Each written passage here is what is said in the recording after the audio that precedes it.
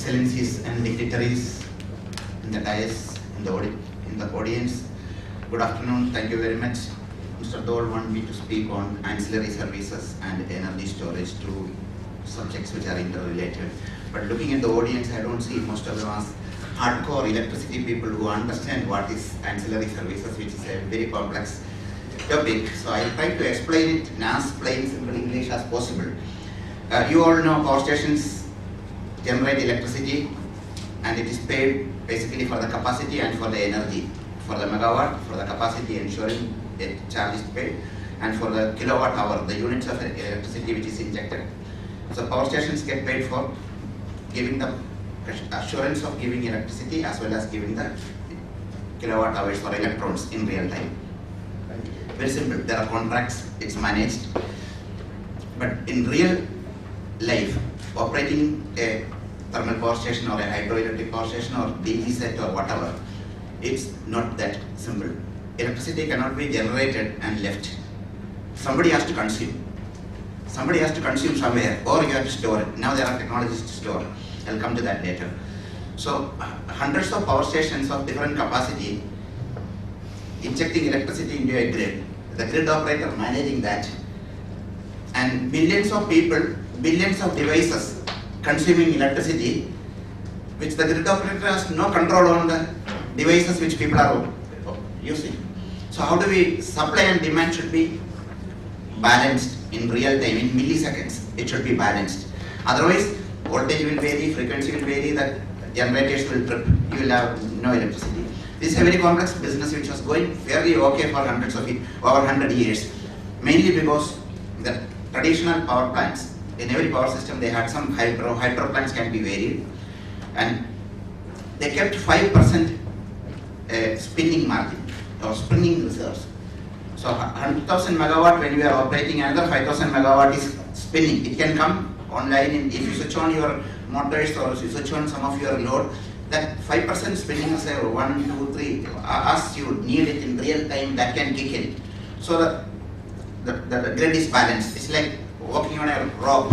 If the load is more, the turbine spin on, generators spin on 3000 RPM. We maintain 50 Hertz grid. So it runs on 3000 RPM.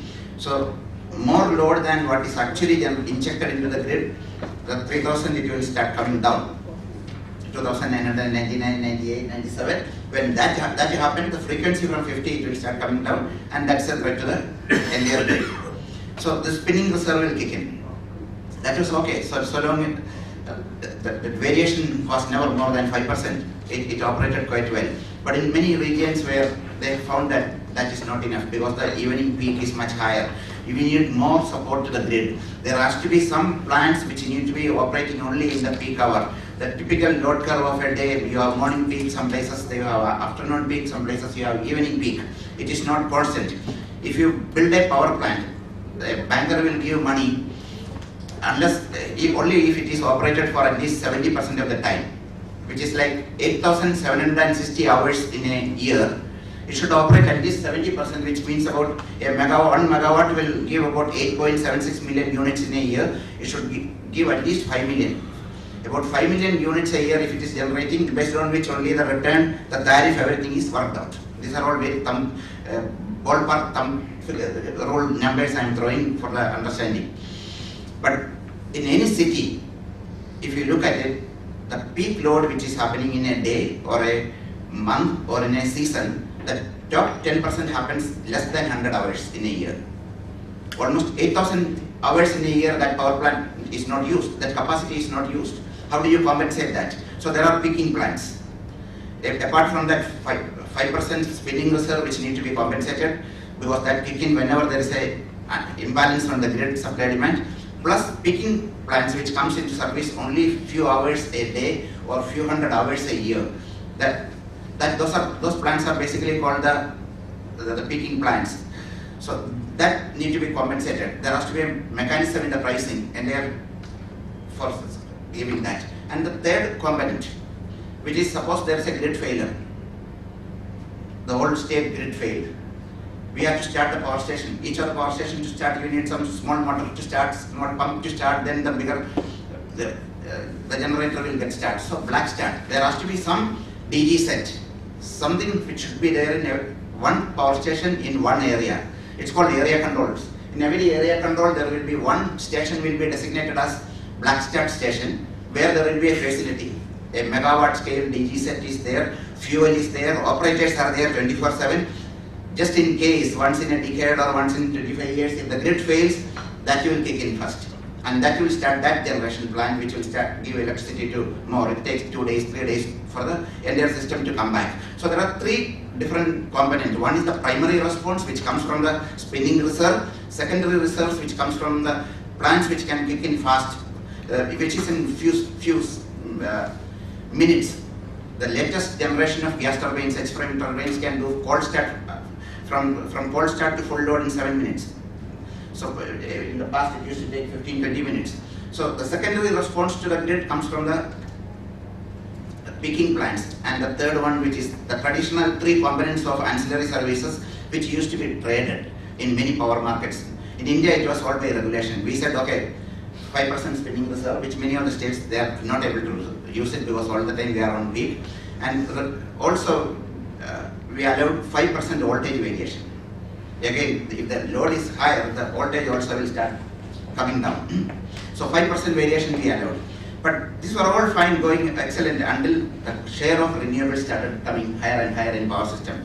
The General Sahab talked about the 100,000 megawatt of solar power going to be put in the grid in the next 7 years. Initially, grid operators didn't object. They never thought that renewables are going to play a big game like this. This 5%, 6%, 7% spinning reserve was there in every power systems around the world. So people allowed it to happen. But certain geographies, like in California or in Western Europe, particularly it was Spain where it first felt, Spain and Germany. The renewable share went more than 10%, 15%. The spinning reserve is not enough. Everybody, the problem with renewable is that wind can stop anytime. Solar, big solar farms, if the cloud passes, immediately there is a drop. And even bigger problem with the solar is that morning it starts going up, like Mr. Dod had talked about the infamous duck curve of California. Evening peak, when it comes, it starts going down. The load is increasing, whatever generation it was supporting the grid is all on a sudden going back, so we need much more support. So,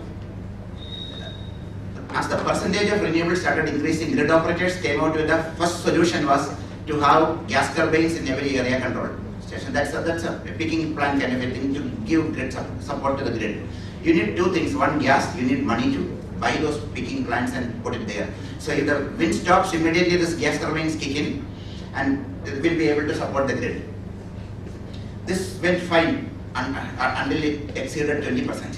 After, when it's the renewable share in by capacity is more than 20%, you just cannot have more and more and more of gas turbines in the system. It's huge, dead, sunk capital investment. Then they came out with new solutions like how can we disconnect some of the loads in real time. That's called demand response. Energy efficient, demand side management, energy efficiency, all these programs are going, but people are inherently lazy. They won't get up and switch off when you don't need it. So the next solution is that several incentive regulators and policy makers offered people for controlling their consumption, but it didn't work. So certain load like water pumping in this hotel, or maybe AC in a mall or in a hotel for half an hour, 10 minutes, 2 hours, it can always be switched off to support the grid. So if you pull up and tell the hotel to do that, they won't do it. But if those loads are controlled from the electricity company's control room, today what they do in any city, if there is a 100 megawatt shortage during the peak hour, they switch off 11 kV line, one after the other, one after the other. That's called the load shedding which we experience.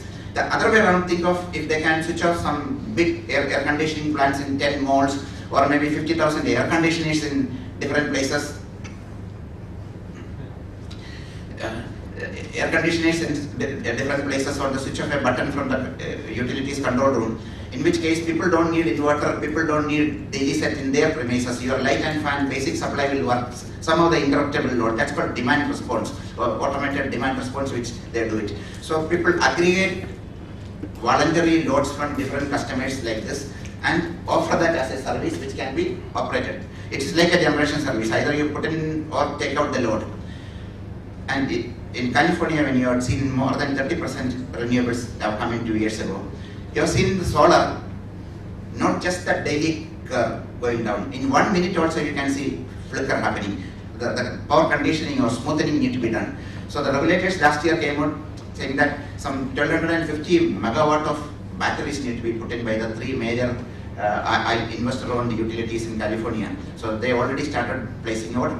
So the third answer to this problem, increasing share of renewable and integrating with the grid. First one, I talked about having peaking plants which will support in case the renewables disappear for momentarily or for longer duration. The second one, the demand response, some of the load can be aggregated and which can be controlled, disconnected from the utility control load. And the third one is putting in batteries. Batteries will, when surplus power is there, battery will store it and it will push back to the grid. And the fourth phenomena started experiencing from last year. All these years, the power system operators were looking at renewables. If it is not there, what will I do? How will I balance it? In 2014 December, a large offshore wind farm in outside Los Angeles got commissioned, connected to the grid on a foreign 380 kV line, marine cable. And it is all the time, 24/7, it is generating electricity, and it is all the time there is wind. They found that in the winter time there is so much of surplus electricity coming to LAPD, and every day you cannot decommission a 380 kV line and connect it back again. So they were giving incentive to the building owners to keep the heater and light in the night when nobody was using it. So that's again referred for the system stability. Long durations of huge surplus from the renewables on the grid. That's another phenomenon which we started experiencing. So the problem of renewable integration, which people normally talk about it, are these ones, but nobody has found any solution to it. We are one by one, trial and error, we are trying to stabilize the grid with the increasing share of renewables. And another major property which we are losing with more and more solar coming in, I told you the system has an inherent capability to come back to the stable position of 3000 RPM, because these are all turbines which are spinning. Like if you go this way, the inertia pull you back to the normalcy when the load is released or more generation is added. But with solar it is not like that. It is yes or no, zero or there is no inertia in the system. We are losing the inertia of the. So this is a major thing which all expert groups are scratching their head. No solution as we speak. We've been part of the international teams which are studying. By 2050, 100% renewables, is it possible? Yes, there is a roadmap for 100% renewables by 2050. But what will happen to the current grid which we are operating? How well it needs to be re-engineered? Out of 100,000 megawatt of solar which India is pushing for, 40,000 is to come from rooftops. The central government has given state-wise, year-wise target for each of the states. 20 million or 2 crore roofs are going to inject electricity into the grid. If not at least if not 40,000, at least 20,000 will definitely happen. I firmly believe, because for most categories of customers, renewables has become economically viable. Because in Delhi we pay 9 rupees per unit for 801. That will soon become 10, 11, 12. But renewable, a solar PV on the roof without storage is less than 7 rupees, and then 7 will remain at 7 for 20 years. So now, like Bangalore regulation, many other places, states will come out with regulation. 25 states already have net metering policies. So it is now in the hands of people. So people will find it economically advantageous, and they are going to connect the roof too. So just look at the scenario of 1 crore buildings injecting electricity back into the grid. This is not engineered for that. It is not built for that. It is not operated like that. It's going to be a much bigger change for power system operators in the next 5 or 7 years or in the times to come. And it's a great business opportunity. It's a great challenge. On the next topic of storage, I will not, the lack of time, I will not get into it, but it's a very interesting time. Last 20 years, one of maximum research, R&D, and billions of dollars has gone into energy storage, different technologies. The traditional storage used to be the pumped hydro storage. When there is surplus electricity in the grid, we will pump water, put it at a higher elevation. When you need it, you again run it on the plant. So, which has geographical or geological limitations. It cannot be done everywhere. It can be done in very few places where the geology permits, and it has environmental issues. The new technologies which are being developed, compressed air, energy storage technologies.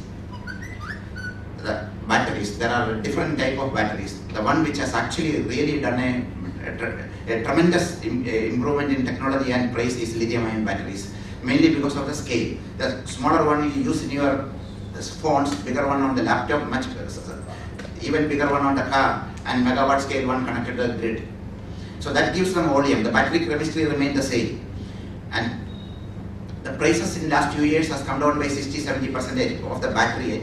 If you take just the battery module, from $600,000 it has come down now around $300,000 per megawatt hour.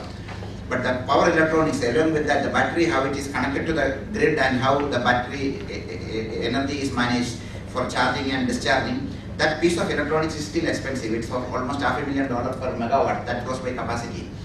That need to come down. And countries like India, when we get into major deployment of batteries or energy storage, the prices we hope will come down. I just take one more minute, sir, to give an example of what it actually happened with the solar prices. In 2012, CRC came out with a regulation that so PV prices will be, the solar PV prices will be 17 rupee 90 paise. The first round of 1100 megawatt of projects which they have awarded, of which Gujarat took the leadership, gone ahead and signed for more than 800 megawatt in 2012.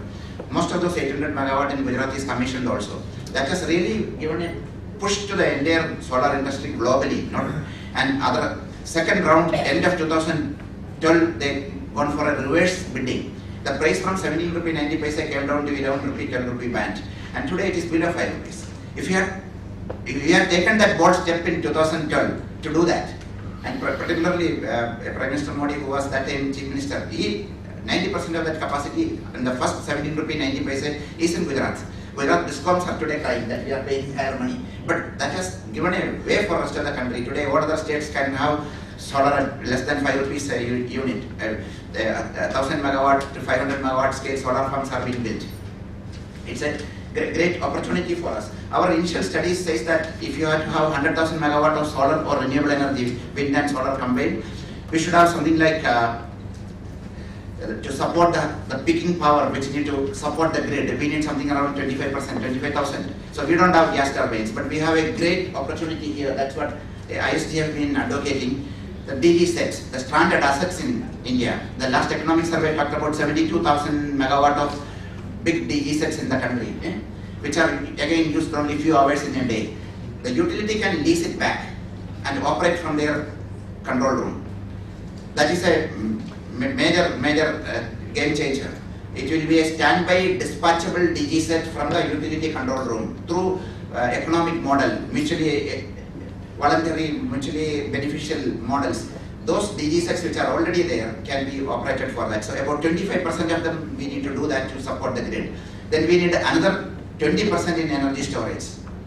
And rest of them maybe about 20 to 30% we need to do it through demand response. So these are big numbers. These are all new technologies. And when we have a roadmap for doing this, when Government of India says that this is the way we are going to have in next 10 years, so many gigawatt of energy storage, so much of demand response, that all new technology providers will come, they will set up supply chains here, they set up manufacturing facilities here. The prices which are today at 15 rupees a unit for the battery energy to take it and sell it back, that will come down to 5 rupees, 4 rupees, 3 rupees. I firmly believe in that. And I forgot to mention one point, the ancillary services, we have a regulation. IPAI played a major role in coming out with that regulation. So CERC in August has issued a ancillary services regulation. 2012 onwards, IPAI been conducting consultation sessions, and the draft regulations were published in 2012 itself during Mr. Pramod Dev's time. So the final version have been issued in August 2015, but it doesn't allow that for players. Today, according to that regulation, it's only the existing generators only can offer the services of primary response, secondary response, and black start. What we need is that third-party people need to come in who will set up battery parks, who will set up this kind of the DG sets which are already there in the grid, which can be offered as picking plants. These kind of changes for the regulation which we are advocating. Thank you very much. I'll stop here.